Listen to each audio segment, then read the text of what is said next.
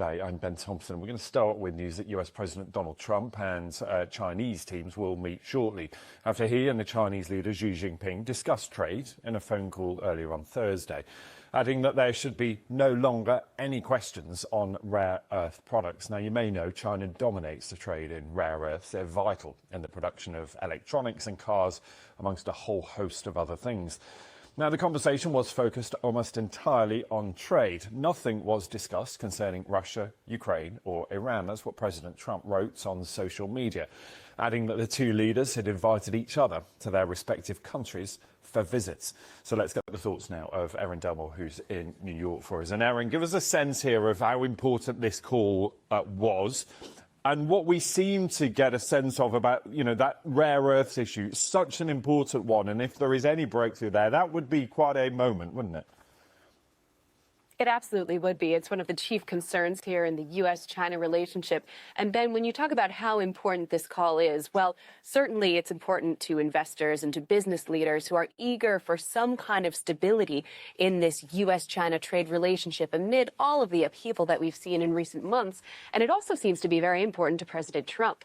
He said quite a few times and even intimated in April that the two had spoken, but largely he's been saying that he's been eager for a phone call with President Xi. And the Chinese side did make it clear today that the call had happened at President Trump's request. Now, while President Trump said that there should be no questions further surrounding rare earth metals, the social media post that he put up itself doesn't have a lot of detail to it.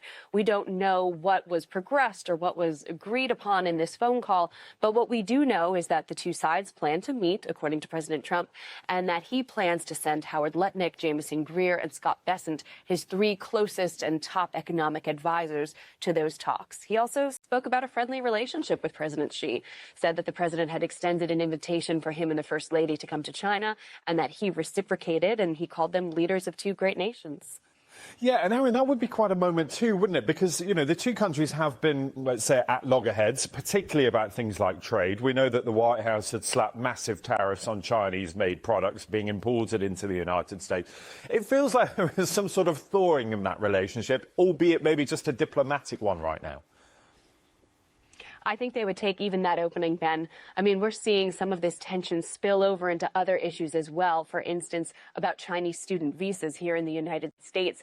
And this is really why we tend to call things a trade war, an escalation on the front. There's always this idea that if you don't have these kinds of diplomatic moments of coming together, things could escalate further. And that has definitely been the fears among some business owners here in the United States, especially ones that rely on China not only for finished goods, but for component goods to then make into finished goods for sale here in the United States. So when we talk about where we were just about a month and a half ago with these triple-digit tariffs on Chinese goods imported into the U.S., well, a lot of what is to come is being negotiated at the moment, and a lot of folks are eager for something permanent and something lower that they can plan their businesses